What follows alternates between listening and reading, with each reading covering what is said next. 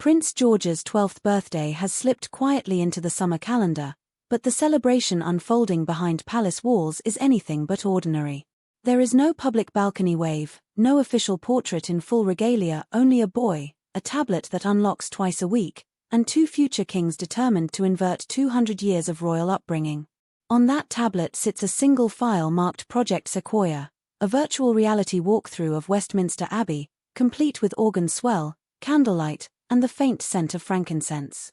King Charles commissioned it so his grandson could wander the coronation route from the safety of his bedroom, practicing bow angles and breathing exercises long before television cameras ever roll. Charles's logic is ruthless and tender in equal measure: teach the boy early, but do it in private. That instinct to shield rather than showcase defines almost everything the Prince and Princess of Wales have done since the day William whispered over the newborn swaddled in St. Mary's Hospital, "You'll have it easier than I did, little man." William still remembers the press pack barking his name at age 4, Diana's anxious smile freezing beside him, and later, at 15, the slow, thunderous walk behind her coffin with the world watching. He vowed his own heir would never learn duty through trauma. So the Waleses run George's life by an internal stress index. If a proposed appearance, say, centre court at Wimbledon, scores above 65 points, crowd volume, camera density, distance from safe exit, it is vetoed. That is why George attends perhaps a dozen events a year, far fewer than William did. Yet every outing is a masterclass. Wimbledon offers public poise, Trooping the Colour teaches military rhythm, VE Day commemorations reveal the weight of sacrifice.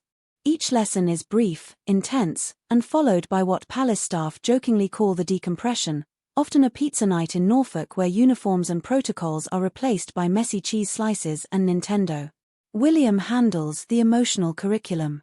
Twice a month he schedules what insiders nickname the walking debriefs, 1-mile strolls round the Windsor grounds where George may ask anything.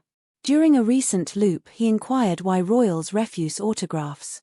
William answered, "Because your signature isn't just ink, it's a security code." One-sentence civics, designed for a boy who still mixes up Latin homework with football scores. Charles supplies the symbolism. Last Easter he led George into the Highgrove orchards to plant a rare sapling whose Latin name translates as Ayer's oak. "When this tree is taller than you," he said, "constitutional lessons begin." It already touches George's shoulder. The king also rewrote travel rules after the 9th of November so father and son could fly together while George was under 12. Now that loophole closes, starting this birthday, they must split flights, 2 crowns traveling separately, a chilling reminder that destiny can't stay bubble-wrapped forever. For all the cloak and tablet training, the most radical change is psychological. William and Catherine refuse to use fear as fuel. Where Charles was marched through photographic gauntlets, George is taught grounding techniques borrowed from Catherine's early years research: slow breathing, sensory focus, even a child-size noise-dampening earpiece for cannon fire at Horse Guards parade. The goal is to embed calm, not compliance. That strategy borrows heavily from Queen Elizabeth II's mentorship of teenage William. In the 1990s, the young prince walked from Eton to Windsor Castle most Sundays for tea. Former butler Paul Burrell remembers the scene: 2 cups in the oak room, Granny guiding her heir through red boxes and state secrets. William is adapting that ritual, replacing bone china with VR headsets and weekend footy debriefs, but the essence is identical. Monarchs are made in quiet repetition, not pageantry. Still, destiny leaks through even the thickest bubble. When George first learned, in the summer of 2020, that he would one day be king, his response was delightfully 12-year-old. "Will I still get holidays?" William promised he would, and then added a caveat. Every holiday doubles as fieldwork. Ski trips teach altitude diplomacy with European royals. Safari days in Kenya become lessons in Commonwealth conservation. George keeps a notebook titled World Facts for when I'm grown up. The handwriting is uneven, but the intent is clear. Beyond the royal residences, 2 other mentors shape him. Carol and Michael Middleton host what they call media-free weeks at Bucklebury, locking all phones in a kitchen safe.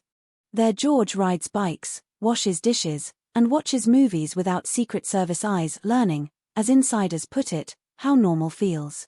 At the other extreme, King Charles's Highgrove workshops drill horticulture folklore and linenfold table etiquette, ensuring George can discuss soil acidity with farmers one moment and embassy protocol the next. Yet the family's greatest training tool may be absence. The late Queen taught William resilience through regular exposure. William teaches George balance through deliberate scarcity. When public hunger spikes after every cameo, ratings soar, the palace resists. George skipped the Euro 2024 final not because seats were unavailable, but because the stress index read 92. The decision prompted tabloid outrage, but within Windsor walls they measure success by serenity, not headlines. That doesn't mean the monarchy is shrinking. Quite the opposite. Last autumn George appeared unannounced at a community coastal defence project in Scotland, wearing wellies and greeting engineers with practiced eye contact. No cameras, no hashtags, just a boy absorbing the logistics of shoreline preservation. Expect more of these stealth apprenticeships in the Highlands, where local leaders receive quiet royal grants labelled next-gen visits. Of course, the coming storm is boarding school. William dreams of Eton, Catherine favours her alma mater, Marlborough. George wants a place with more football than Latin. The family will decide in private, but sources say all shortlisted schools must agree to a non-negotiable clause. Absolutely no student smartphone footage leaves campus without security clearance. It's the price of raising a digital-age monarch. Hovering over every parental debate is the Trident Pact, a document drafted between Charles and William the night after Queen Elizabeth's funeral. It states that no major duty, no global tour, no sit-down interview may involve Prince George without unanimous consent from Charles, William, and Catherine. If one guardian says not yet, the answer is no. The pact will stand until George turns 21 or ascends the throne, whichever comes first. But pacts can fracture under pressure.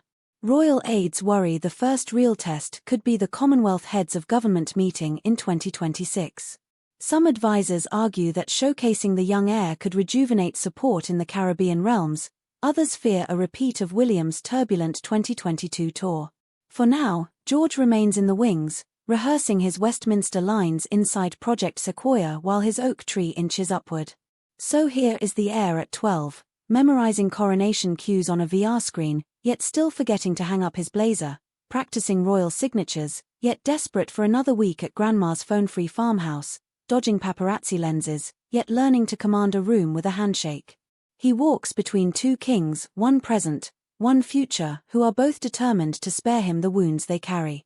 Whether their shield can hold against a world ravenous for access is the question that will haunt the next decade. If you want first notice on George's next unannounced engagement, rumored to be a coastal eco-project in the Outer Hebrides, make sure you're subscribed. And tell us in the comments, should William ease the bubble or reinforce it? Your insight might just shape our next royal deep dive.